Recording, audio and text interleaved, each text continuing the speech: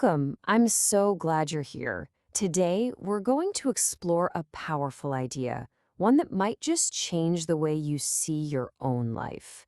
We're diving into the profound secret of desire, and more importantly, how to master it. So let's start with a question I think we've all asked ourselves at some point. Have you ever poured your heart and soul into something with truly the best intentions, only for it to completely backfire? It's a really frustrating paradox, isn't it? And it points to this hidden mechanism in our minds that we're going to unpack together. So, what is this big secret? Well, according to the wisdom we're looking at today, every single outcome in our lives, every success, every failure, it all springs from a single root. And you know what? It's not our actions, it's not our talent, it's not even our effort. It's something much, much deeper. It's our intention. So, what exactly is an intention? Really, it's so much more than just a passing thought or a goal you write down. I want you to think of it as the deep, persistent, constant repetition of a desire in your mind. It's like the silent hum beneath everything you do. And this brings us to the most crucial point. Our external world, it's a direct reflection of our internal one. I know, it's a pretty radical idea. The physical act itself is actually secondary. The real creative force is the inner motive, that quiet intention that was powering the act in the first place. Now, it turns out that not all intentions are created equal. This philosophy suggests that every single intention we hold sends us down one of two very, very different paths. And understanding which path you're on, well, that's the key to consciously choosing where you end up. So these two paths are defined by two types of intention. First, you've got the yin intention. This one is fundamentally about me first. The main driver is, what am I going to get out of this? Then you have the yang intention. This is about for others first. Now, this isn't about self-sacrifice. It's about aiming to benefit others with this deep trust that your own benefit will just naturally follow along. Let's use giving to charity as an example. The outward action, what people see, can be identical.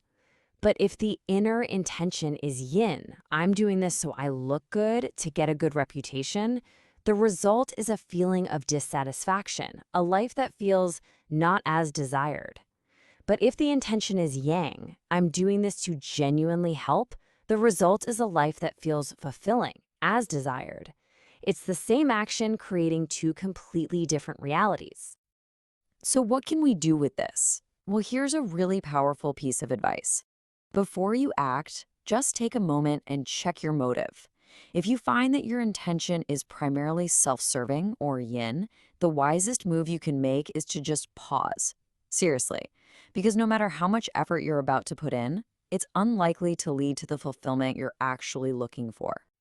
Okay, so if intention is the root of everything, what shapes our intentions? Where do they come from? It really comes down to two powerful forces that drive all of us: desire and imagination. It's really important to get these terms clear. So, desire, or thumb, is simply the want. Think of it as the fuel. It's totally neutral. The desire to help someone is just as much a desire as the desire for a new car. Then you have imagination, or tung. This is the steering wheel.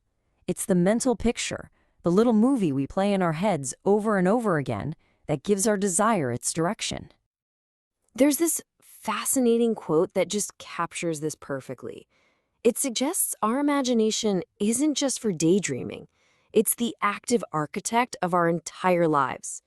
The way we imagine our past is what shapes our identity, and how we imagine our future, well, that literally creates the path right in front of us. Just think about it. How much of our anxiety and our fear comes not from what's happening right now, but from vividly imagining a negative future that hasn't even happened? We get so lost in these mental scenarios, these fictions, and we experience the emotional suffering as if they were totally real. We're so rarely in the present because we're living in our imagination. Okay, so understanding all this is one thing, but how do we actually use it? How do we stop being shaped by these forces and start directing them ourselves? Well, luckily, there's a clear 3-step guide to mastering our inner world. These are the 3 keys: direct, fixate, and release. First, we have to consciously choose a worthy destination for our desire. Second, we have to lock our imagination onto that destination with unshakable focus. And third, in a final and absolutely crucial step, we have to let go. So let's look at each one. Remember how we said a for self intention is yin? Well, there's one incredibly powerful exception. When your desire is for your own holistic enrichment, to cultivate wisdom, peace, character, that's actually a yang balanced intention. And why is that?